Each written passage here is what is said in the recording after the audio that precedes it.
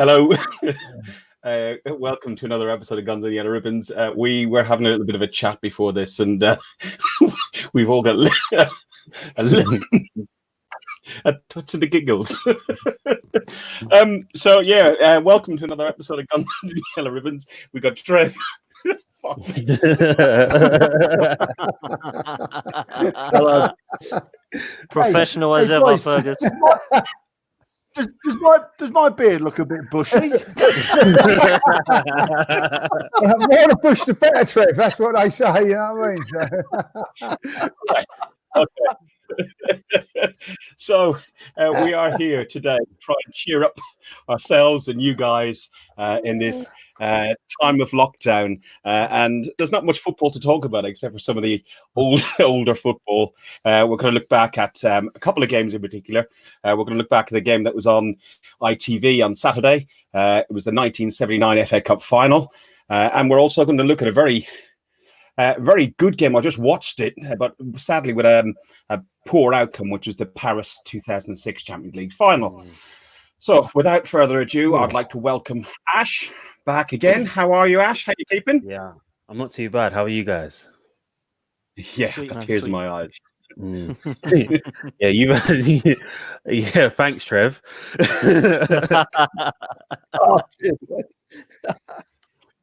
Trev, you're back with a bushy beard. I am, mate. Very bushy beard. Just how I like it, mate. Yeah. Hello, everyone. Hello, Ash. Nice to meet you, Ash. Never met you before, pal. Yeah, looking forward to this. Like talking about the old days, and let's get going. You're gonna have to inform me. I'm a bit young.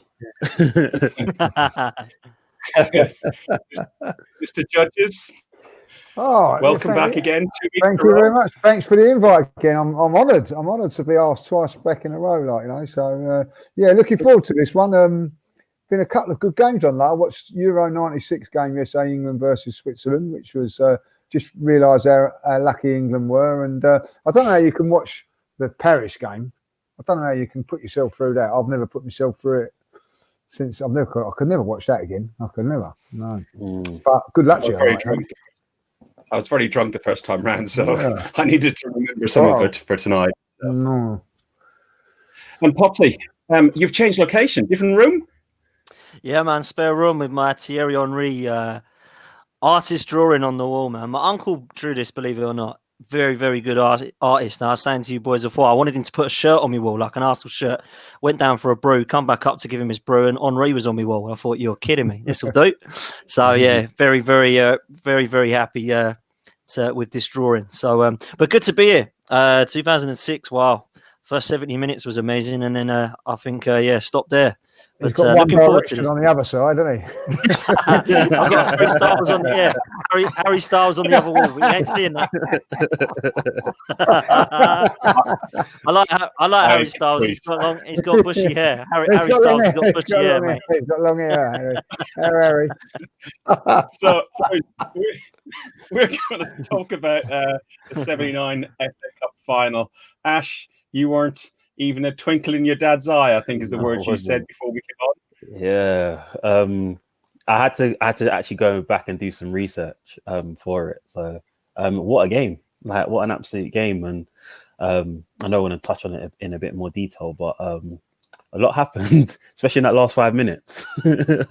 Yes, definitely. And Dan, it's what, many years before you were born? I was born in 87, man, so never had the pleasure. But do you know what? I watched it and straight away I thought, Liam Brady, what a player. Jesus, that lad. I mean, I've never seen him play. I've only seen clips on YouTube and what have you. So to watch an actual full game of him pulling the strings, man, he'd walk into any side in the Premier League now. Walk into it. He was that good. And there were some players that I'd not really known much about that I saw. Obviously, I knew Pat Rice, and he was a great right back. He played quite well there. I thought there was Talbot and obviously Alan Sunderland.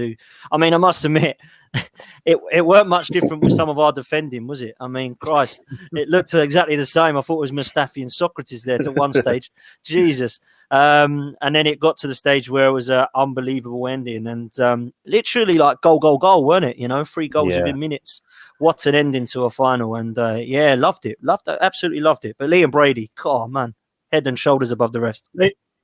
Lee, Trev, you guys, it would have been more. I was only 8 years of age. I know you guys were slightly a little bit older than me, not hugely, but just a little bit. But you would have seen more of that era of football, and we've done it when we were chatting last week about the generations of football and so on. But 79, the players that Dan has mentioned, Pat Jennings I'd heard of and known, being an Irishman and everything else. Liam Brady, unbelievable. Couldn't believe how fantastic he was. I knew he was good in green. I'd never seen him play properly in yellow or red before. And he, as Dan rightly said, could easily have fitted in to our side today and replace Santi Cazorla or something like that. Talbot, I'd never heard of Talbot. I'd never seen Pat Rice play. Sunderland, I'd heard, obviously, Alan Sunderland with his goal, his big bushy hair and his moustache. But guys, Lee, go first. What was your thoughts on the game and your memories of the game more as well? Oh, I remember I was 11 at the time. Worked it out now. I was 11, but the memories of the game is that I didn't go. My dad went to the game. There's a player in a team called David Price, who my dad knew. So he got his tickets off of him, So the next cup final was 1980. My dad managed to get me tickets. That was my first FA Cup final. I just remember watching it. And funny enough, watching it now, I have to say, Man United were a better side. I know, we was 2-0 up, so maybe we just sort of suckered us onto us a little bit. But Joe Jordan absolutely beasted Willie Young in that game with winning header after header. Willie had a real tough time against him, So, but as you said there, Liam Brady, it was just, that's what he was doing week in, week out, every single game. Whenever I went and watched him, he just got the ball and just dictated play. And had some really good players around him. Frank Stapleton was a fantastic centre forward. Graham Ricks, very, very underrated player. Very, very underrated player. Brian Talbot, as you mentioned, he won the FA Cup with Ipswich the year before against Arsenal, and then signed for Arsenal, I think in the December time or so. It might have even been the January. Trevor probably know that more than me, but I think he signed halfway through the season and then played, of course, for us in the cup final. Was a box-to-box player, and obviously a very, very young David O'Leary in that side, and of course Pat Jennings in goal, who we got from Spurs on a free transfer. But yeah, I thought I think the game itself, I think if Liam Brady hadn't done that, and a sensational cross by Graham Ricks, which doesn't get the appreciation it deserves, I think we would have probably gone on and lost that game because we just mentally had gone. Man United were in the ascendancy, but Liam Brady just does what he does best, took on a few players, broke between the lines, which we hear a lot of these days. He was doing that for fun back in the 70s. And, when that goal went in, I was watching it the other day, and he still jumps up like it was then. You can't help it. It's one of those majestic goals. And we've had a few of them along the lines, last-minute winners and things like that. And it was just I think really, all cup finals, like the two Ipswich one before, the West Ham game after that, a lot of those sort of FA Cup ties were 1-0s. So not a great lot, but that one was, if you look back on the time, that one was a 3-2, and that was a high-scoring cup final for the first time in a long while, and that's why I think it's so memorable. And Frank Stapleton, who was our number 9, I think, at that time, later left and went to Manchester United, didn't he? He did, yeah. He done the dirty on us. He done a Robin van Persie. Robin wasn't the first, and certainly, maybe not the last. We had a really difficult time because we had like Liam Brady leave and Frank Stapleton, and they were our two, I think, best players in the team at that time. One was banging in the goals, and and obviously Liam, but we lost Liam Brady to Juventus, which you could accept a little bit more. Even to this day, if like when a player leaves and he goes abroad, you accept it. Now, obviously, players didn't go abroad a lot at that time in 1980, but Liam Brady did. Like Liam Brady's last game for us was the Cup Winners' Cup the following season when we lost that as well against Valencia. So that was a massive lull in the Arsenal fans' base. When Trevor gets back on, he'll say it as well. We'd lost Brady, we'd lost Frank Stapleton, and all of a sudden that team sort of broke up, and we had a couple of years where we were from 81. Not only did we have we did, yeah, I think we did have a bad team. The Spurs started picking up as well. It was the last 2-3 years of my school were horrendous because Spurs were doing well and Arsenal were just rubbish, and it was tough times after that. But that was a great. I think did they win the cup in 81? Tottenham did, yeah. I know We lost to West Ham on the Saturday, and then we lost to Valencia on the Wednesday in the Cup Winners' Cup. And then the following season, I think, if I'm bearing things like coming to, we lost probably to Everton in the first round of the FA Cup. After getting there 3 years on the spin, we got knocked out the first round, had a horrendous year. And I think the following year in 81, we got beaten by Spurs in the third round. We had a couple of really bad years. And those 2 years, yeah, Ozzy Ardiles and Ricky Villa, and those Poxy, Chaz and Dave songs, you know what I mean? They started, well, Ozzy's going to Wembley, that's all we could hear. Oh, God, don't. They were bad times. And, so it wasn't good. But great memories of the 79 one. And you just thought that if we could have kept Liam Brady, like a lot of time, kept Liam Brady, kept Frank Stapleton, what a good side we would have had, because we did have some really good players at that stage.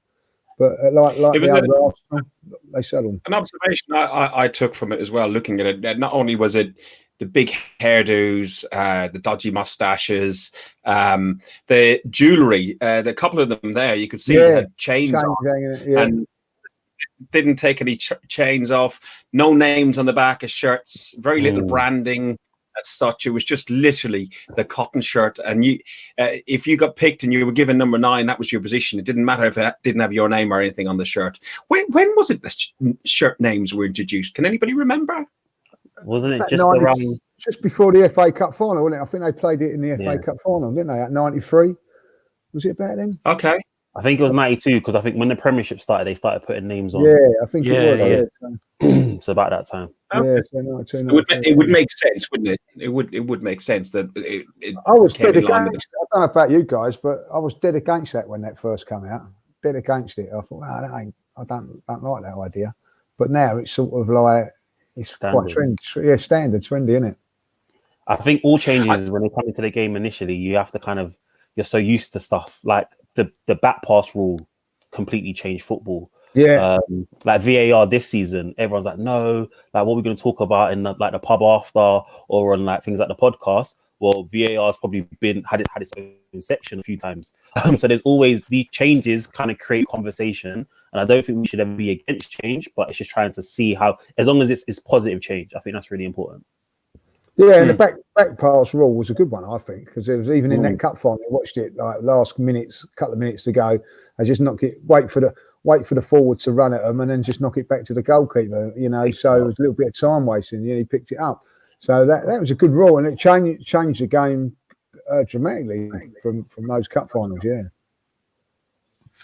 And hopefully we got Trevor back. I know he's had a couple of issues on there, but yeah, Trev, we were just still talking about the 79 FA Cup final. We're talking about Talbot, and that he was the first player to play in 2 consecutive FA Cup finals for 2 different teams. He signed from Ipswich Town to Arsenal, and Lee was saying he thought it was around the Christmas time. Can you remember?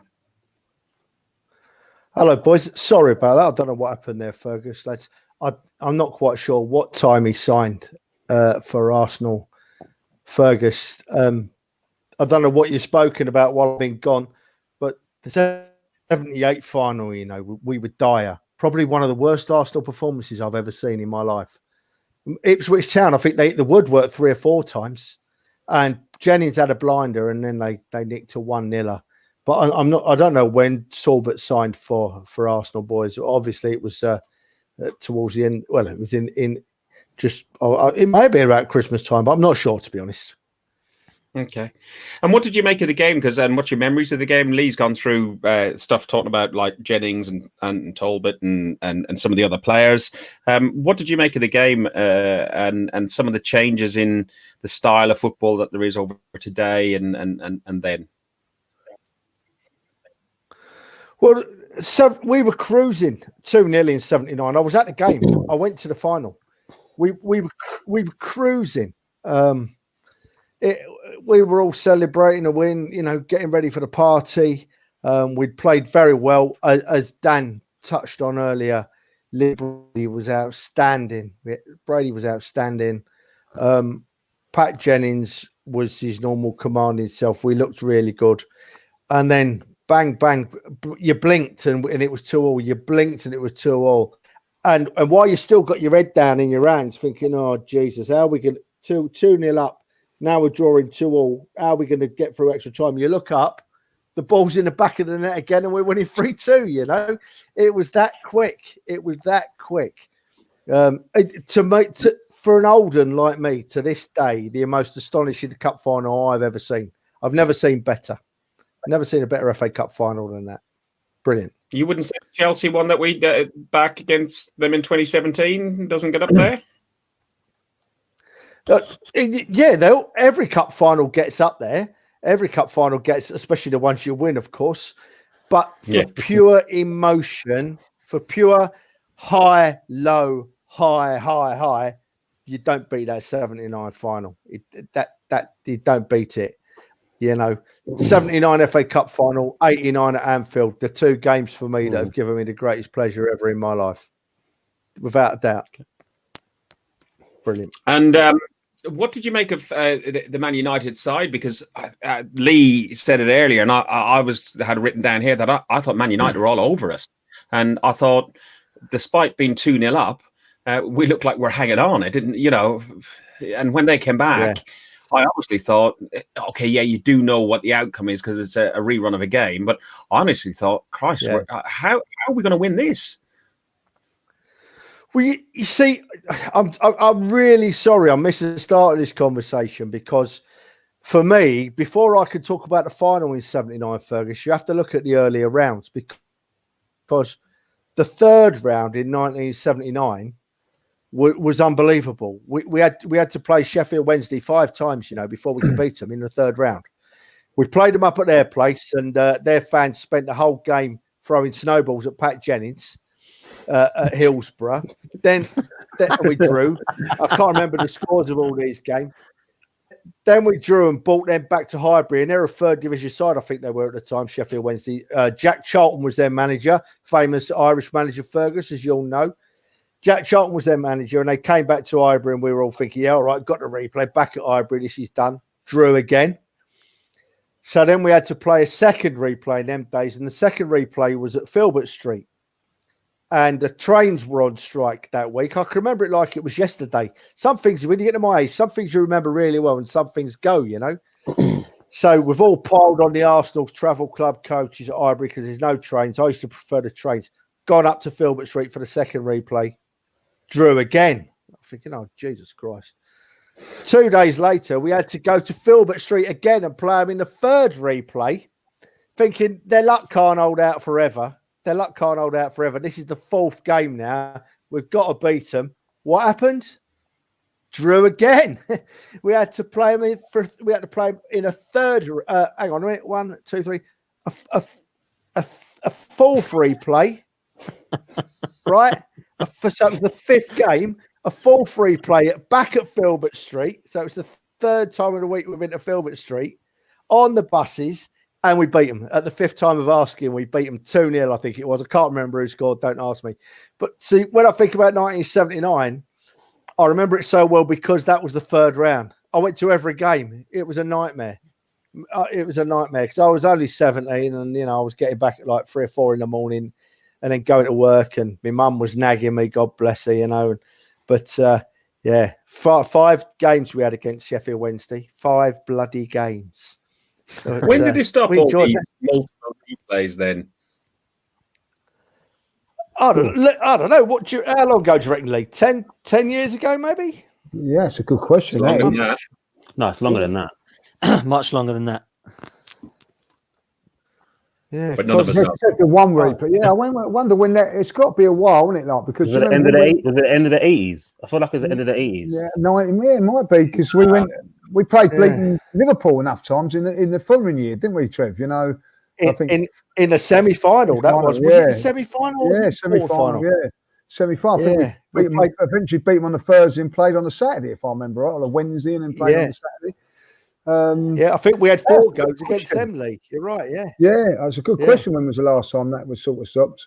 Because it was only one I do replaying penalties, then, wasn't it? they were still doing second replays at least when the Premier League started, because I do remember I'm more or less mostly Premier League football that I've watched, and I do remember seeing second replays. The Liverpool one in particular sticks in mind. I think there was also a Sheffield United one. I think we played it in some early rounds of some cup, and it was a second replay as well. So I don't know. Guys, anything to finish up on the 79 FA Cup final? Anything to finish up on there? Any lasting memories, Dan, Ash? I think for me, yeah, having watched kind of football nowadays to that, you sometimes think, oh, going all the way back, what's the game going to be like? But the game was really enjoyable. It had a good tempo to it, like good pace. And I think someone spoke about Ricks a bit earlier, but I think he got a couple of assists in that game and he was very, very good. And that kind of left-hand side of like Brady, who was outstanding. The first note I made was he's absolutely bossing this game. And it's like when he got a bit tired, I think that's when United really started to kind of come back into it. But I think Graham Ricks was exceptional on that left-hand side, and like quality was just consistently kind of coming in. And it was good to see because so many wingers now they're over hitting crosses or they can't beat the first man. Yeah, so for him to be consistently putting the ball into the right areas, and the game's different now, don't get me wrong, but that's still, you still have to kind of do your job as a winger. That left-hand side was really strong. And obviously the Arsenal that I've grown up on, our left-hand side killed teams. So I tend to look to that side anyway. And that our left-hand side was really, really strong. And that was a big telling part for me from that game. Yeah, it's a good Dan, point. closing. Good point. Sorry, go on, Lee. Go Lee. No, just saying it's a very good point about the left-hand side because that was always strong. And then like Sammy Nelson was the left back, and then Kenny Sampson come into that. Yeah. And he was quality as well. So we've always had a very, very strong left side, you know, and that goes from when Geordie Armstrong played there as well. And so Bob McNabb. So that's always been we've always been strong down that left-hand side. Do you know, it's Ash, you made a cracking point there, son, a cracking point. And Lee, you're right. I think if you said to me, I had to go back over the years I can remember, and what has consistently been a position in the Arsenal side where we've been strong, I would say left back. Yeah. You're right, Lee. You've named them there. We had McNabb, Sammy Nelson, of course, the great Kenny Sansom, Nigel Winterburn, Ashley Cole. You know, we've been consistently good at that left back. We've always had a good left back. Yeah. Good, yeah. Andre Santos. But it's been a bit pear-shaped over the last few years. But talking about Brady, Ash. You talking about Brady, son, right? We used to sing a song at the Arsenal. We all agree Brady is better than Oddle. We all agree. And then Tottenham would sing back, Oddle is better than Brady. But then we sold Brady. We sold him to Juventus, massive loss to the Arsenal, Brady going. But as soon, the week after Brady had left, all the Arsenal fans were singing, we all agree Ricks is better than Oddle, because we had an instant like hero. As you just said, Brady and Ricks were brilliant. And Brady went and Ricks sort of started to shine then, a bit more, to be honest. Yeah, brilliant days. Oh, I love it. Love it. Honestly, it was really interesting to see. Dan, anything to close up on 79 then? Nah, listen, I've talked about Brady. I think he was the main one. Ricks is a great shout as well by Ash. And I think that the one thing I did, and you talked about Monty Python before we come on, doesn't Alan Sunderland look like Eric Idle? Jesus, there's some serious connection between them two. Even now, I see a picture of him holding the shirt up the other day. Someone put it up on Facebook. Looks just like Eric Idle from Monty Python. Go and look at it, man. It's like a spitting image. But no, great ending, great game. So I think he lives in Malta now. I think is that where someone told me he lives in Malta. So I don't know if he still does, but yeah, I think Does he? You know, so he's still got his trash on the picture that was shown. Yeah, he was standing there with a 79 shirt, and there's his Arsenal football sticker, sort of home shirt picture, and then there's a picture of him in the 79 shirt. And then there's a picture of him holding up that 79 shirt. His hair's obviously gone a little bit, not as bad as yours, Lee, but you know it's got a little bit, and he's got a mustache. Listen, Alan Sunder just finding out he scored hat-trick against Spurs in the 5-0 win, which is completely overshadowed because Liam Brady scores an absolute wonder goal in that Weldy, game. And everybody talks about the Liam Brady goal. But he got hat-trick that day. So, you know, unbelievable that it hardly gets a mention because of the Liam Brady wonder goal. Great time. It was definitely really interesting to look at football back in the day, as they say, and he was definitely one of those iconic games, as you said, loads of goals, normally 1-0s and low scoring, and you know everyone holding on for the 90 minutes and the penalties and whatever it would be, to have that and the actual last 5 minutes, which Ash talked about at the very beginning of this, is that the last 5 minutes for it to finish in that fashion was fantastic. Listen, on that sort of theme, Dan put a question to add to the agenda, and it's a question to the panel. If you could choose one player to come back out of retirement in their prime to play for this Arsenal squad, who would it be and why? And I've got your one, Lee. You sent it through to me, so we'll start with you, and then we'll try and go around with the others. And if we can try and not repeat each other, that would be fantastic. That's about as much prep we've done on it. So, Lee, over to you. Who would you choose to bring out of retirement at their prime, and why? Patrick Vieira, and the reason being, we're all going to go for that, aren't we? I've this lockdown period, I've watched a lot of old games, and the big games that we've played, whenever you think about it, he has been the most prominent player in it. And I mean that more so than Dennis Bergkamp, because there was games when Dennis Bergkamp didn't play. There was games like the 2002 game at Old Trafford. Thierry Henry wasn't playing that day.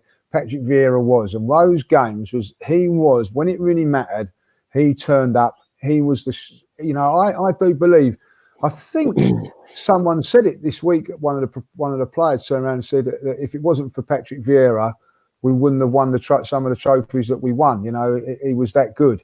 And I've just watched it back. This is when tackles are flying in. I just think that, you know, it was immense. And I just think that we don't really, and I don't mean this horribly, I think he was underrated to a certain degree of a player. I know that he's a world-class player and all that, but I don't think he gets the credit that he deserves. He was a colossus of a player that we've never ever got close to replacing, and I just loved him. And I'm watching in these games now. I just think to myself, wow, how lucky we was to have Patrick Vieira, and so that's why it's Patrick Vieira for me. So thanks for letting me go first, Fergus. Ash,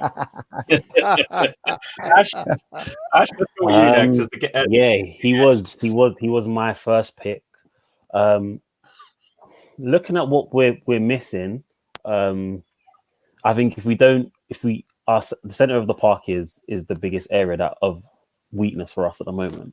But I'd probably go back to centre back then, and I'll go for Sol Campbell, because I think when we got Sol Campbell, it was a huge deal. He came from down the road, never won anything, and within a couple of months, he's lifting trophies and he's got a double. But actually, in the same kind of spirit of Patrick Vieira, he became the leader of the back line. So even though he came in and played alongside like Adams and Keown for a while, in 2004, he was the outstanding centre-back. And you saw it not just for us, but for England as well. So I think if you had Vieira, back from what Lee said, you then have, say, a Campbell there as well. Like, he's going to look after our defence. Like, he had pace, he had power. And you can go for those kind of physical bits first, but actually his positioning was exceptional. Like, he was brave. He didn't really care about putting his body on the line. And actually, he was really quite classy. He'd come out with the ball and he'd kind of like instigate attacks, and he really kind of like roused the dressing room again. And he was quite vocal and he had a lot to say, but he wanted to win and he wanted to be the best. And I think that's what we're missing now. We've got too many players that are nice, and actually they need someone to kind of like shape them up and someone to lead from by example. And for me, Sol Campbell definitely did that. What did you think of Sol Campbell that night at the West Ham game? You love this, don't you? I mean, he has. Everyone has a bad game. Like, everyone has a bad day at work. I can think of bad games, and I think we're even going to speak about a bad, well, not a bad performance, but maybe our main striker not doing what he should be doing in a final that's coming up in a second. But everyone has a bad game, and Sol Campbell is, like we said, he's someone who he's had some issues in terms of kind of like his mental approach to games, how he feels. He's a very emotive player, so he had a bad day because he wasn't probably mentally right for that game. But let's look back at all the other games that he was mentally right for, and the amount of times that he actually was instilling a huge confidence in us. Like, our level went up when he came. Our level definitely went up, and for us to go unbeaten, he was our main centre back as well. So yeah, there's more good than bad games. Lee, just finishing up on the Vieira side of things, who won the battle then of Keane versus Vieira? Really, in your heart of hearts, who do you think won that battle? I think Vieira just. I think if I'll be honest, I think Vieira I think there was a will to win from Keane. I loved Keane as a player. As a player, couldn't stand him when he played because he was Man United. But like, when you look back on it, I think he was a great player. But I just think Vieira just was a better footballer than him. He could just play. I think that he could just play a little bit more. And listen, I think that at times Keane was in better teams than Vieira, you know. And Vieira, when he was in top teams, he won things, you know what I mean? But yeah, he had players around him. But for me, I think that when they played against each other, I think Vieira maybe not won the games, but between them two, I think he won more battles than Roy Keane, in my opinion. Okay. Dan, who's your player that you're picking? Or do we have a clue in the background? No, we don't actually, because I'm going to go with someone different because we're not allowed to repeat. But Lee's 100% right. It would be Patrick Vieira. He'd walk in, and I think that for me, people say where was the decline in Arsenal over the last sort of 15 years when we sold him and didn't replace him. You know, people said we replaced him. Diaby didn't kick a ball hardly, so he was not even replaced. So for me, Patrick Vieira walks it. He, for me, balances not just the midfield but the defense as well, and great in transition and box to box, defensive, attacking. He can do everything. So for me, it has to be Patrick Vieira. But I'm going to go with if I can't pick Vieira, then I'm going to go with Tony Adams. I think the reason I'm going to go with and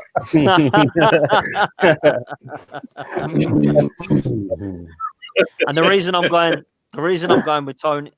going with Tony is because he's the best. He's Mr. Arsenal. He's the leader at the back, can defend and can play. People forget that Tony Adams can play football. He wasn't just rock at the back. He could play. He could lead. Unbelievable defending. Great attitude. Brilliant passion. Captain at 17 throughout everyone's career. You do not see another Tony Adams. You will not see another John Terry, Tony Adams, Steven Gerrard, in my opinion, because footballs are just mercenaries now. When you look at it now, Tony Adams is Mr. Arsenal and deserves that statue for me. So with Tony Adams, we would have leadership at the back. He would sort that back line out for one on his own. And I think that is what we need. I would go Vieira. I'd go Adams just ahead of Sol Campbell personally. Sorry, Trev. I know we've nicked all your free players now. Do you know what? You absolutely have done. Because I'd have gone Vieira like most of us would, right? Because Lee summed him up perfectly. Complete player. He won the mind games with Keane. You've only got to look at that iconic footage of them both in the tunnel at Highbury. Vieira won that battle before they went on the pitch. You know, Keane was a mess and Vieira was smiling.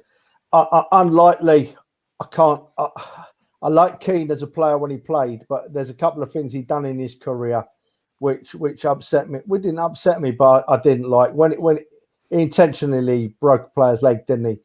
and then he walked out on his country. Both of them things I don't quite get. So Vieira for me. And then when Lee said Vieira, I was thinking, right, where else do we need to strengthen in the current team? Centre back. And I'm thinking, right, I'll have Campbell or Adams.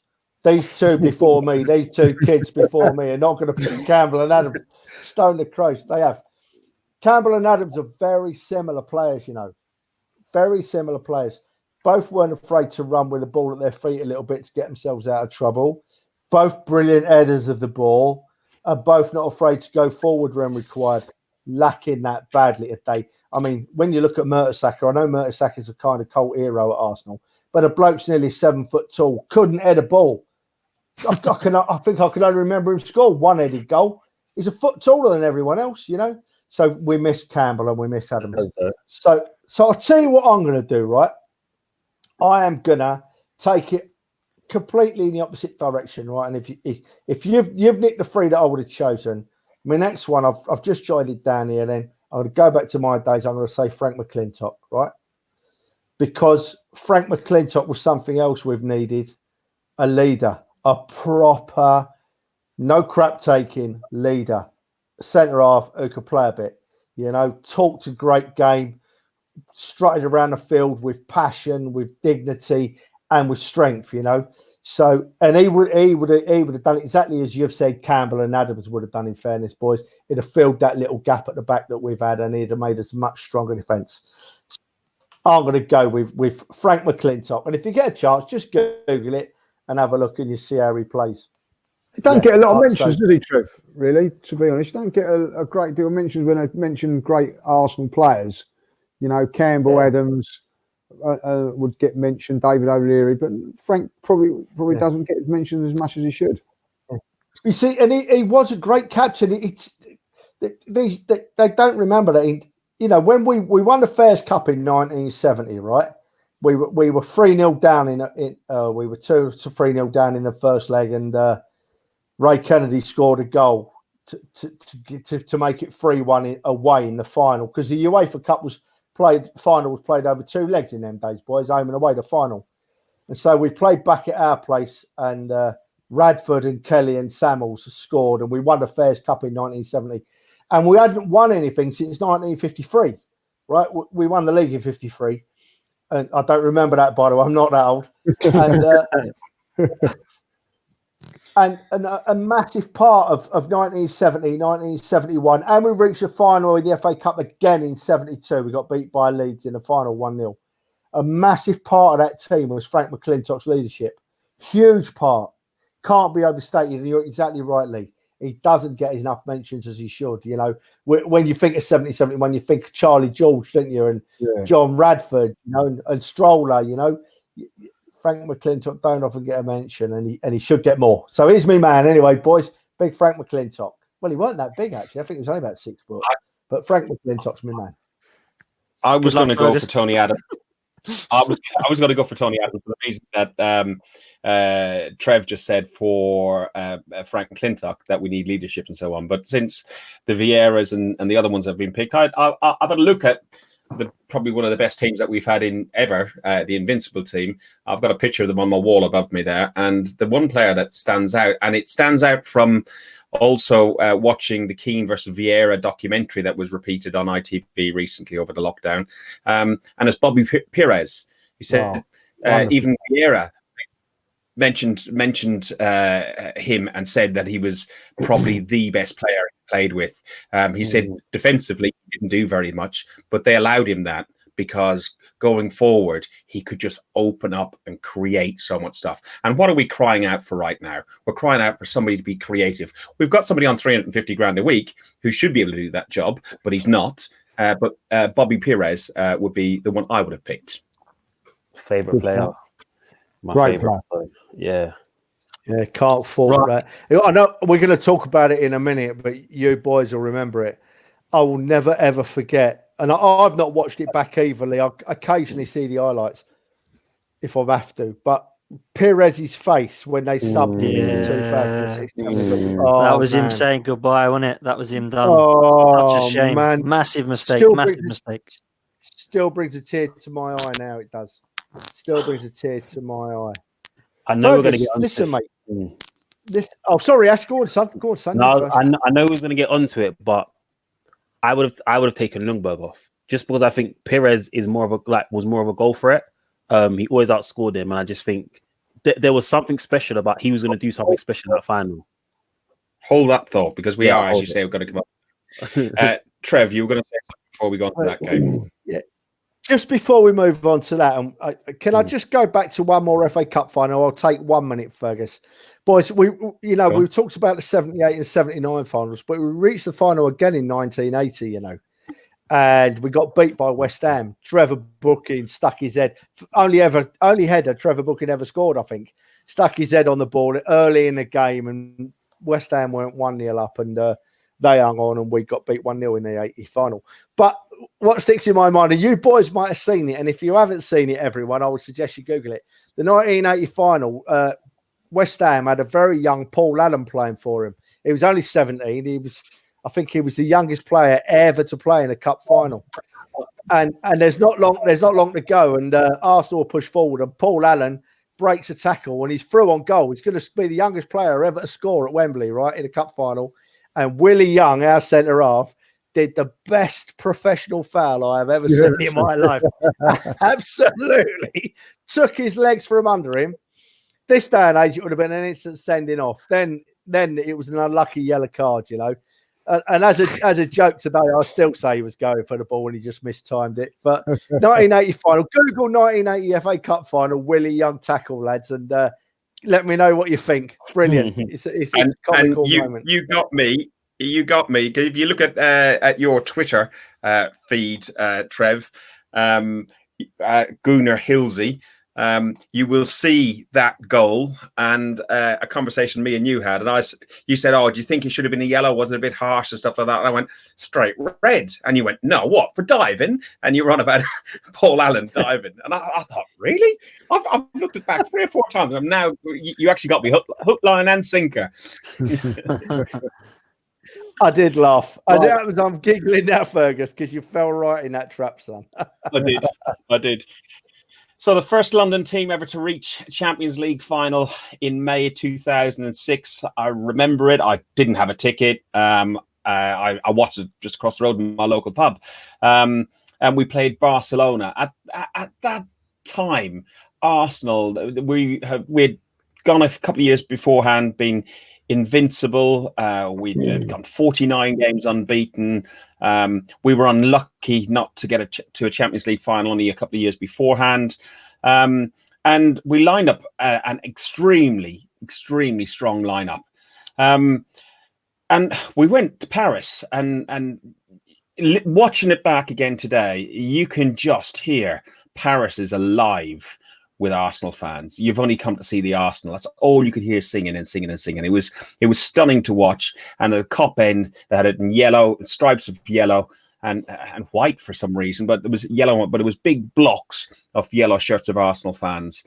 What did you guys make of the lineup? Anybody there? First of all, you would have been too young, Ash and Dan, but guys, either one of you managed to get a ticket to go out there? No, I didn't get a ticket. Couldn't get a ticket for that one. So no, it was tough to get hold of. I remember I was coaching at the time, and I thought, "Oh, mate, I must be able to get one." But I tell you, so many Arsenal fans went out there without tickets as well. So even if you was going to go out there, you know, it was a tough ask to get a cup final ticket for that. So very tough.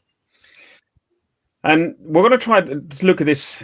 Not through like glasses half empty, but look at some of the positives on there and look at some of the stuff and discuss a bit like what Ash was doing there about the substitutions when the substitution with Perez was taken off and so on, and look at things that you might have done differently. Have a look back at it almost like as if it happened yesterday, and we're looking back at the game more than anything else. So lineups came up. Arsenal had gone into that game not conceding a goal in the last 10 Champions League games. So, we were in a very, very strong position. Barcelona were Barcelona. Do you think that we went in there as underdogs, or do you think we went in there as the favourites? Oh, underdogs. They were a very good side. Underdogs, definitely. Yeah. 100% we were underdogs. And you look at what Barcelona had in that team at the time. For me, two of the best players in the world were playing that night, Thierry Henry and Ronaldinho. And believe it or not, they were two of the weaker players on the pitch. The reason that I believe that we lost that game was because they brought on Henrik Larsson, who completely changed the game, completely and utterly changed the game. And we couldn't keep up. But we got to start. The first thing is Jens Lehmann. And that will bring in Ash nicely to talk what he was saying earlier, because, you know, the way that it is, I'd rather them just let them have that goal and then we carry on 11v11. And he doesn't get sent off, you know, let him have the goal. But unfortunately, no, he gets sent off. They obviously, you know, for me, I'd rather have had that goal. So. Was that the right decision? Forget about being an Arsenal fan, Barcelona fan. Try and think of it as a football fan. And the guys who've done some level of coaching, refereeing, and have a bit more knowledge about football, the goal, should the goal have stood, and could they have left the player on? I'll jump in. So they definitely could have done that. But I think when the whistle was blown, the ball is trickling towards the net, but the referee's kind of almost made the decision. I think as he's coming out, he's probably think if he hits him, he's gone.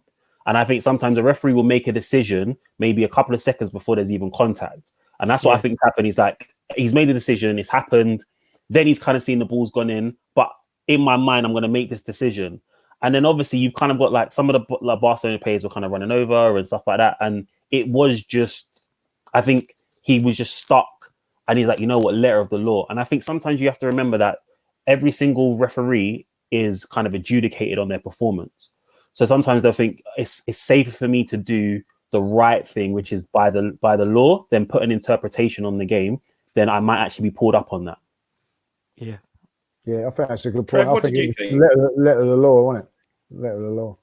Yeah, it's a difficult one, and everyone there, all the panel there has made very good points. I think I'd have rather seen Lehmann stay on the pitch and us go 1-0 down. But as if the refs whistled before the ball went in the net, then he can't give the goal, right? In them day and age, that was the letter of the law. When if his whistle, game stops. So he's whistled. But what there's two things that go in my mind from that incident. Firstly, right, if he had played on, if the referee had said, in my mind, that's a professional foul, but I'm playing advantage, and they score, would he have still come back and sent Lehmann off? Because he's playing advantage for a foul that's been committed. I don't know, right? Secondly, the one thing that annoyed me that was I can't. Is it Eduardo, the Barcelona player that night? I could still see him. The first thing he did was right up in the referee's face, waving that red card. And I hate that. I hate that in any game, you know. But that night, it still sticks in my head. It jars me. It does. Really jars me. So from that instance, they're my two memories. And by the way, it was a foul. It no doubt about it. It was a foul. Yeah. So. The play that Milton. There was probably about 3 fouls, and he went out 2-footed. Didn't clearly make contact with him, but he then, when the player had him more or less beaten, he went and chucked his arm back and grabbed him and pulled him back again. Madman, Lee, Lee, Jens Lehmann ended up being the first player to be sent off in the Champions League final. What were your thoughts on it? And do you think it was right? Do you think, like what Trev said, that it could have been both a red card and a goal? Yeah, I thought it was the right decision. Listen, you know, people go on about Jens Lehmann. I'm never a lover of him. You know what I mean? Cost me the joys of 2004 by stupidity at White Hart Lane, because, you know, it took when we won at White Hart Lane. Yeah, we drew at White Hart Lane. We won the league there. It took a dampener off of me because we was 2-0 up. You know, and in with his antics cost us then, and he done it. You know, cup final. Bit rash, come running out. No need to come running out. Made the foul, and when it happened, like all of us, was just thinking, "Oh, let the goal stand and keep it to 11," because we had to change things after that, which Ash was going to go on to. But for me, that was the breaker. I know what Dan turned around here and said, "Oh yeah, Larsson coming on," which is a fair point. But at that stage, we was down to 10 men for a majority of the game, and we just tired. We just needed to. You know, hopefully Henry would have took one of those one-on-ones, or we've just holding on. As soon as they equalised, you knew it was in. It was done. It was done. You know what I mean? It was just a matter of when. And that's why We also had a clown in goal, by the way, which I'll come on to in well, a minute. Mooney, yeah, we brought in the Mooney in goal. I would have put Perez in goal. There you go. So that's it was, and for those sort of reasons, that's why I can't watch it. I don't watch the cup finals back. And you know, listen, I when people turn around and say I was gutted, I was never gutted because I was proud of the Arsenal. I was proud that we got through that to the final. I didn't think we was going to win it because Barcelona were a special side. It was an achievement to get there. And you know what? Despite all the things we've learned, we put in a fantastic performance that night. You know, I mean, each and every one of them. And we was just unlucky on the day. You know, things didn't go for us. I think conditions didn't help as well. You know, when the rain was coming down and you're defending, it's harder to defend in the rain than it is attacking. And it just didn't go for us on the night. And it was heartbreaking in the end. But, you know, once they scored, that was it. Can I just stick off Jens Lehmann just before you go to Ash, because Jens Lehmann, for me, made two of the most crucial saves to get us where we were. Against Paul Scholes in 2005, we wouldn't have won the FA Cup final against United, and against Raquel May, we wouldn't have even got to that final in Paris. So I'll stick up for Lehmann there. He was a tremendous goalkeeper, a great goalkeeper, but he had that madman moments, wasn't it? Madman moments. And you know, I think you either love him or hate him for it. Like, you know, for me, it was on the other day, the cup final, and I'm shouting at the telly, "You stupid system!" I was calling him. You know, I mean, no need for it, but that was him. You know, so you take the rough with the smooth. I get that, yeah. And Ash, you already touched on this slightly beforehand. Perez was taken off. It was basically the last game of his career for Arsenal.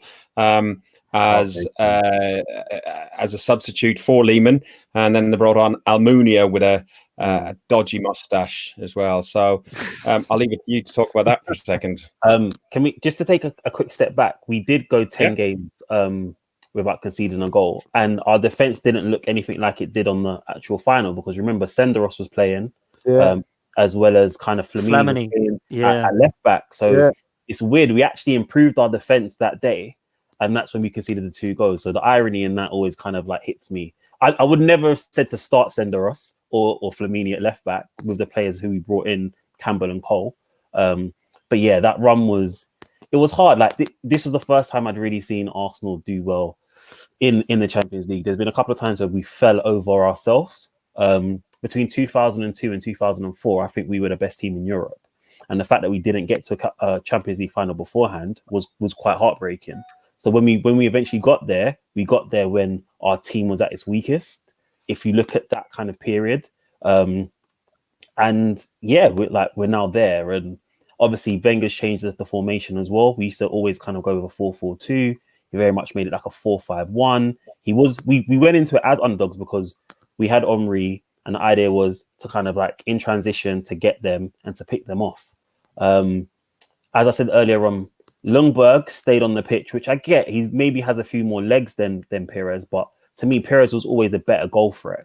I know Freddie scored some amazing goals for us, like including cup finals and stuff like that. But if you actually go through the records, like Perez tended to outscore him every single season. So for me, goals need to always be on the pitch. So I would have kept Robert Perez on the pitch.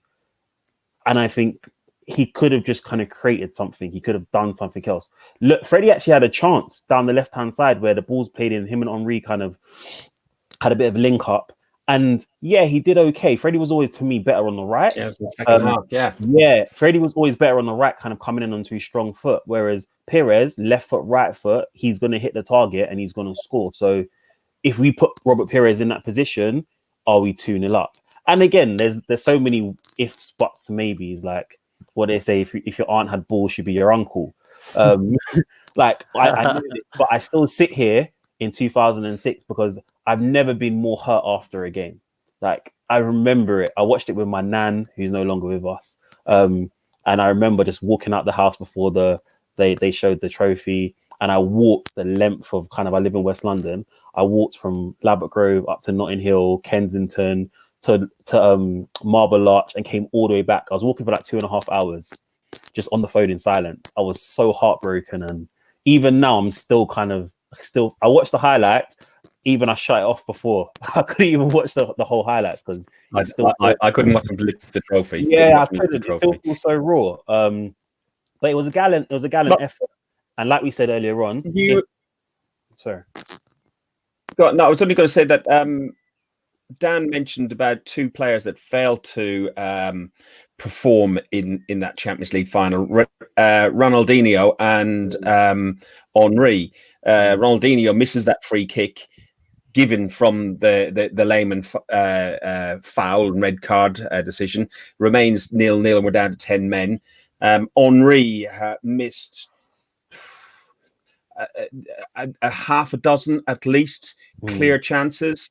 If it wasn't for Abue and his theatrical dive and the referee having a little bit of a mare again, Sol Campbell mightn't have been able to get that goal on the 37th minute. But Dan, what did you make of Ronaldinho and Henry's performance? Was Henry's head in the game, or was his head in the Nou Camp? Yeah, I think that definitely affected him. There was no idea of what was happening. I remember the last game at Highbury, he sat on the pitch with Ashley Cole and you could see they were both discussing whether they were going to be at the club or whether they were going to be gone. And I think that personally, the pressure had got to him a bit. The big chance when he went through, you just think, slot that home. I've seen you do it. You go and score an unbelievable goal at the at the Bernabeu. You go and score an unbelievable goal against Inter Milan a few years before that. And then you go through there and you just think, how many times have you seen him slot that home? And he misses and his head goes down and you think, what's going on there? Ronaldinho again. Everybody was talking about these two players in this game and it was not them. And to put us 1-0 up, obviously the cross from Henry, the header from Sol Campbell. There's two goals where I've gone absolutely nuts when Thierry Henry scored. One when he came back against Leeds and scored. The other one in the last minute against Man United. The first year at the Emirates. But this goal, I've never gone so nuts when we went 1-0 up. I've never celebrated so much in my life. Around my best mate's house with all their family, all my family, and two of my other mates who didn't support Arsenal. We were going absolutely nuts. And that for me was like, okay, please, now just hold on. I don't care. Just win this 1-0, play dirty, please get it. And obviously the rest is history. And for me, I'm with Ash. I wouldn't have taken Robert Pires off. I think Wenger had lost faith in him at that time, saw that he was one of the older players, and I think he knew his time was up, and that just put as a nail in his coffin, really bringing Pires off. And then that's where it goes wrong for me. 1-0 up, and then the rest of it, I find it hard to talk about. It's raw for me still. It's the one time I thought between 2002 and 2006 we could have won 2 Champions Leagues, and we missed out on both. Lee, 15 minutes to go. Iniesta, but a lovely pass through. Dan has mentioned earlier on about Larson. A tiny little flick on to put Eto'o in, and it's 1-1. Yeah, once that happened, it was a tough. You can look at Amelnia for that goal, but it was quite close. It's just one of those things. I'm going back to the decision about Pires. I see what Wenger was doing. We've gone down to 10 men.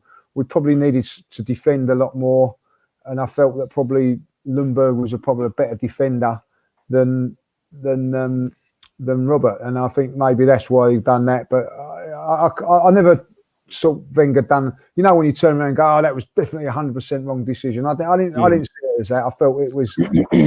A difficult decision, but as Ash said and Dan, as soon as he was going off, that was the end of Robert Pires, which was an absolute shame. It didn't need to end that way, but someone had to go, and unfortunately it was him. But as I say, when Eto'o scored, that was a wonderful side. You have to, and yeah. I felt we done really well with 10 men. We played them really, really well. Henry, unbelievably, never scored for us in a cup final, and never quite done it for us in cup finals. Missed a few chances. I remember against Liverpool, I think on this day, was it in 2001, that Liverpool beat us. We should have beaten them that day, and Henry missed a couple that day. And it just wasn't to be. I do agree with what Dan's saying. I think that there was a lot of talk about him going to Barcelona. I think he was virtually going to Barcelona at that stage. He left after the game. So it looked like he was going to go. He ended up staying another year, but never really was Heart and Soul was in it, you know, or was it? Or he did go to Barcelona straight after that, didn't he? Was it the season he went? The year after. No, a year after. He had come to the Emirates with us, didn't he? And then he left after that 1 year. Yeah, so we had that. Yeah, so that's it, because we went into the Emirates that year, didn't we? Yes, right. So he did have a year with us, and but he wasn't the same Henry. He wasn't the same, and you know, so this is what I say about if players want to leave. I think that his heart was somewhere else, and not saying at that moment, because I think, you know, he would have loved to have scored at that moment in time and to win the Champions League for us and all that, like, you know.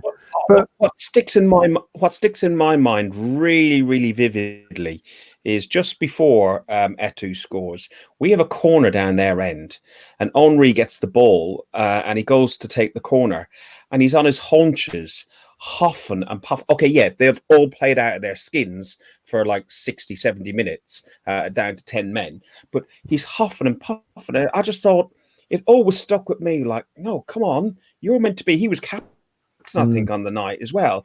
You're meant to be there leading the front line, and it looked like he'd given up. And I just didn't like that. You see, the thing is, Fergus, wait a minute, son.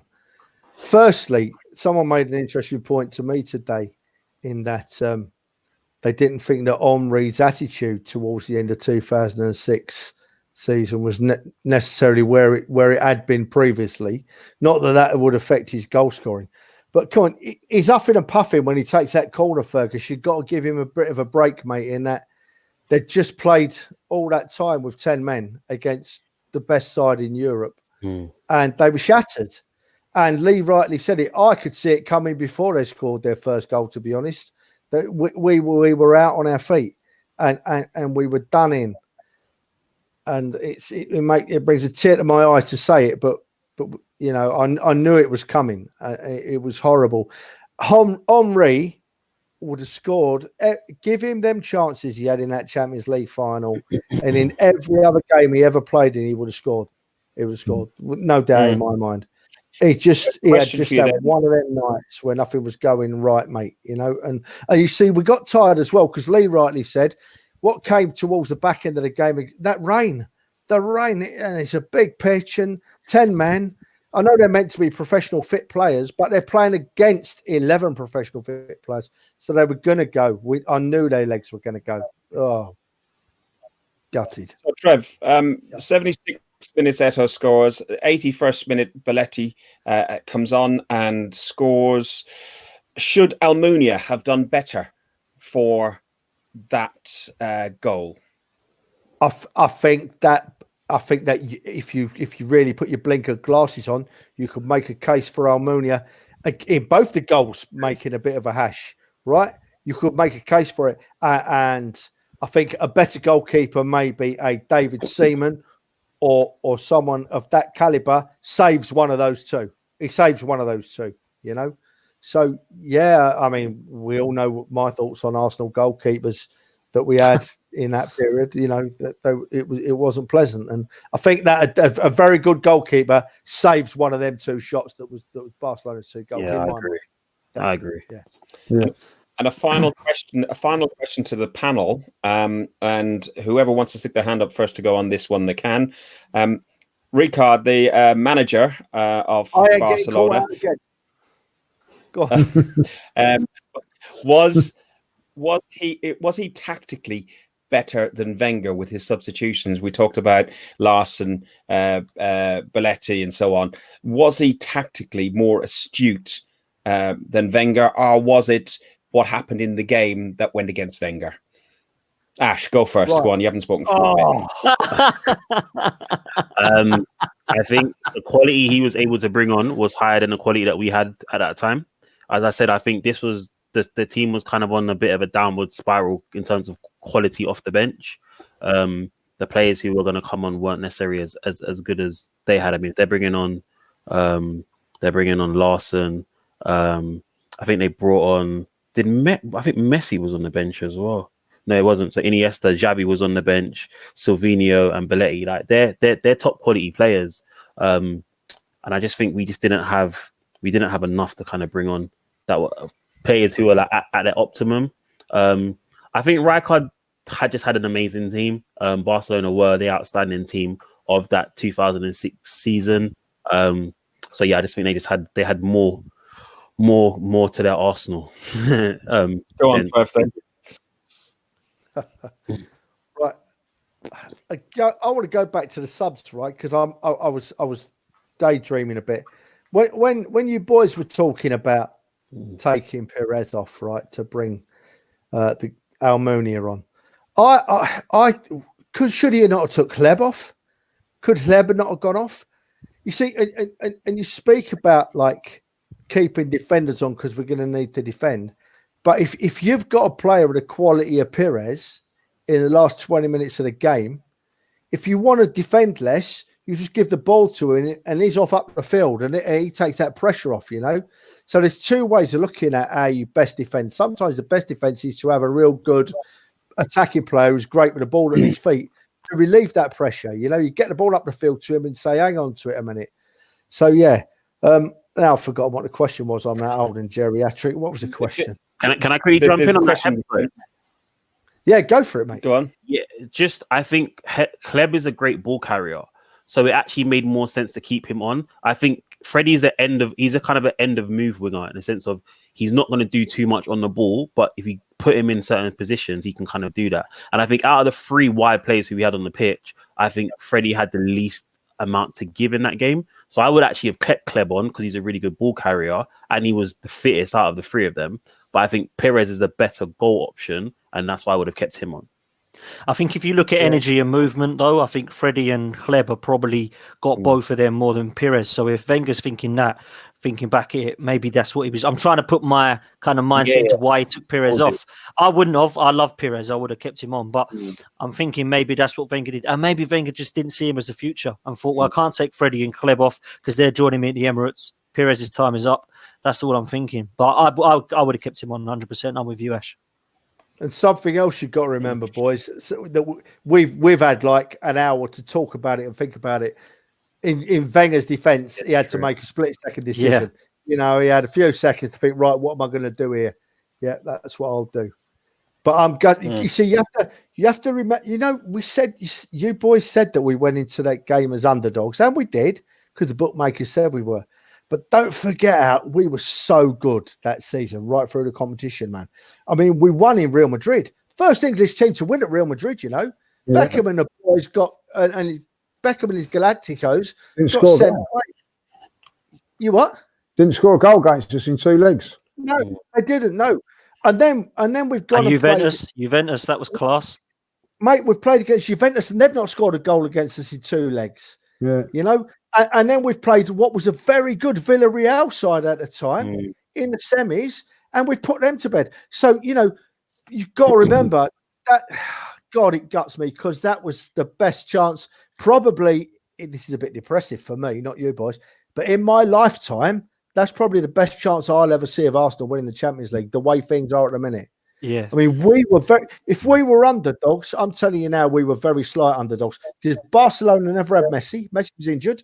Right, and you can name your Eto'os and your Ronaldos, but we can match that, right? We had Terry Henry on the best striker in the world on his day, you know, and we had Big Sol Campbell, the best centre half in the world on his day. So I don't look upon us as under. I think we were a bit unlucky. We didn't get the run on the ball, and now I'm going to cry, so I'm going to shut up and go away. I hate it. Right. Yeah. Last question for the group before we close up, and I'll direct this to Lee first of all. Lee, how long do you think it will be before we are at that level again that we can be at a Champions League final? Forget about whether the season is going to start, not all that sort of stuff. Just assuming normality sort of thing. Minimum 5 years. Minimum 5 years before I think we're challenging. When we're dining at the top table, as they speak. I can't see it for a very, very long while, you know. And do you think that will be under Arteta? Yeah, I do. I think that I honestly believe that Arteta is we're going back to 1986 when George Graham took over at Arsenal. We was in the same sort of position, and we needed someone to come in with direction and discipline and change our fortunes around. Rely a little bit on youth players, and I think that Arteta's sort of like come full circle. Is that sort of man? You know what I mean? It's been at the club. I do like what he's doing. I feel that if we buy the right company, it's really hard to say now, but like if we do buy it, if we are allowed to buy players in the summer, we buy a central defence and a central midfielder, we'll be in and around the top four. But to get up to another level, it is going to take time, and it's going to, you know, some like Martinelli's got to develop into a superstar for us to hit that level, which he's capable of doing, by the way. Any advances on 5? Yeah. Yeah, definitely. Yeah. I'm going to go for 8. I think 8 years. Champions League winners, I think, is different to winning an FA Cup or challenging for a title. So I think personally it's harder to win the Champions League than it used to be. So yeah, I'm gonna say 8 years. I don't think it will be Arteta personally. I like Arteta and I think he'll do well, but 8 years time, I don't see him as the Arsenal manager. I don't think anybody lasts 8 years now. So I think that fans will get on his back before then, because we have some very toxic fans do Arsenal. A few losses and everyone will get on his back. So I don't want to sound pessimistic, but because it's not, because 8 years is not a million miles away. But I think we're looking between 8 and 10 as opposed to 5, unfortunately. Ash, final say on this one, and then I know Trevor wants to talk a final topic before we close. Yeah, I'm with Potsy. I just think we're gonna need to kind of really gut our squad out, get the right players in. Then we're gonna have to get back into the Champions League, and then we're gonna have to kind of contend in the Champions League for a number of years as well. So I think we're definitely looking at more closer to 10. However, I'd love it to be 5 years, but I just don't see it happening. Trev, I know we talked about this in the chat beforehand, and we've all seen what's been in the media about our beloved striker that was with us for years and years and years, a guy who was in Olympiacos with you and all the other Arsenal fans. I know you want to talk about what's been recently happening on the social media. Don't want to expand hugely on it, but I do know we all have very strong feelings. So I'll leave it to you since you brought it up. Fergus, it'll only take me 10 seconds to say what we have to say. Twitter this week is, I've seen 2 despicable acts on Twitter this week too. Firstly, our man Ian Wright faced some of the worst racist abuse I've ever seen on Twitter, and he put it up for us all to see, and it was so upsetting, upsetting. So I just want to say, not just to Arsenal fans, just to everybody. Just leave it be. Don't do it. Just don't do it. It's despicable behaviour, and I can't put it into words how sick it made me feel. Ian Wright is the most. I've been to one of his evenings and was lucky enough to have a very brief chat with a man, and we all see the way he conducts himself and the heart and the passion he has for football and Arsenal Football Club in particular. And England. Don't do it to the man. Don't do it to anybody. It's horrible. Think about your actions, and if you do anything like that, take yourself off down the police station and hand yourself in, because you need to be nicked. And secondly, not on that level, a lovely lady called Jill Armstrong, who is the daughter of the amazing George Armstrong. She's so passionate about her dad's memory and what he did for the Arsenal. Every day she's on Twitter putting pictures of her dad on and praising him, and we all have a lovely chat about him, us old ones, about his memories. And some idiot this week decided they were going to get stuck into her and give her some horrible abuse as well about her dad, and that's not required either. That's not done. Just I'm not going to get sweary about it. I'm not going to get shouty about it. All I'm going to say is just stop it. I'm not going to say please, because people like you don't deserve please. Just stop it. Just take yourself off and don't have anything to do with us or any of our lives. I'm sickened with it this week. Sorry, Fergus, but I had to say it. No, I can't. Yeah. I echo everything you say, man. Jill's a lovely woman as well. Like, if people don't know what George Armstrong just wasn't a great player for the Arsenal. he was also a great coach and coached a lot of the young players that come through. Died on the training field at the Arsenal as well. So. And she puts photos up every day, and they're great to see. Every time you wake up in the morning, there's a picture of Geordie on there, and I think it's fantastic that she's keeping his memory going. And to be abused is ridiculous. And listen, I think the one with right, he done the right thing. He's exposed the kid who needs to be. I think he has handed himself in. He needs to be disciplined and educated. What he's doing is totally not right in any shape or form, and not just because it's Ian Wright. It could be any black person. It's just totally unacceptable in this day and age. And Lee, it shouldn't even be about colour. You just shouldn't be speaking to people that way. No, I just find you can do on Twitter, can't you? That's the thing. People on social media feel you can, and you can go on there and abuse people and all that. And it's not. Shame on himself. Shame on himself, shame on his family, and shame on Ireland as well, because the guy is from Ireland, which is important for me as well. So, boys, anything to add before we close? Yes, from me. I'm gonna lighten it a little bit. I didn't answer the question before. Lee said about teams dining at the top table. What you got to remember, boys, is that money rules the game nowadays, right? Money rules the game, and every season there's more and more teams coming to dine at that top table. Right, you watch Newcastle now. Newcastle got billions in the bank now. We all know where they're going, big club. So I hope it's 5 years. I hope it's within 10 years, because after about 10 years, I'll probably be in my wheelchair, not being able to see it. But, I hope we come back kicking and fighting. And Arteta is the man. And at the end of the day, it's all about the Arsenal. Win, lose or draw. If you have a wheelchair, can I be a designated carer? Because then, as a purple season ticket holder, I get a free season ticket effectively. Do you know what? My missus said to me today, because she said to me, do you know what? If you're in a wheelchair, she said, I'll never leave you. I'll wheel you everywhere. I'll wheel you down the pub, she says. And then she said, I'll leave you outside while I pop in for a beer. I do love Donna. She's brilliant. Boys, as always, has been fantastic. Ash, thank you very much. Tell people where else they can get what you do. Tell us a little bit about what you do and where to find you. Cheers. Thanks for inviting me on. Lovely to meet Trev and Lee for the first time. So I work on a podcast with two of my colleagues, Ben and Cal. We work on the Play On podcast, which was out yesterday. So if you go onto any streaming platform and you look up Play On, you'll find us. And that's part of the Beer, Rap and Banter podcast series. So 1 week is the Play On Football podcast. The other week is the Beer, Rap and Banter podcast. So if you like beer, you like rap, you like banter, we're the place for that. Thank you very much. Dan, you're everywhere, aren't you? Everywhere. Everywhere, man. I've been on Play On, and it's a decent podcast, man. Really good with Ash, Cal and Ben.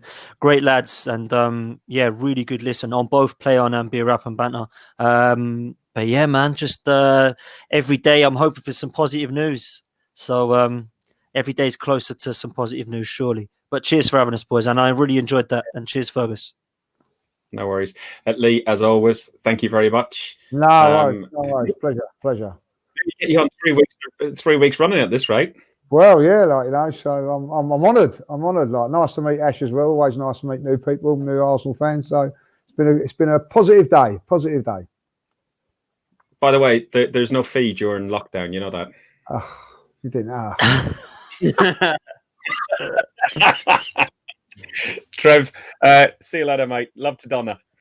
Yeah, cheers, mate. Cheers. Lovely to meet you, Ash. Great talking to you, mate. And Lee and Dan, as usual, it's been a pleasure. And Fergus, you're not bad too. We have to cheers, Trev. as well. So yeah, nice one, Fergus. Brilliant. Guys, I've been listening to Guns and Yellow Ribbons, an Arsenal podcast by Arsenal fans for Arsenal fans. If you like what we do, click on subscribe on YouTube or on any of the audio platforms we do. Do listen to Play On, especially the one at the end of May. Apparently, they're upping their standard of guests that they bring on at the end of May. I don't know what that means. It's just something he said that was on WhatsApp before. before. But yeah, they're getting in some really, really, really good guests in at the end of May. So have a listen to that one. I'm sure you'll enjoy it. One last thing to say, guys. Up the arse. Up the Arsenal. Go on, you Gunners. Oh, the Go Arsenal. on, the Arsenal.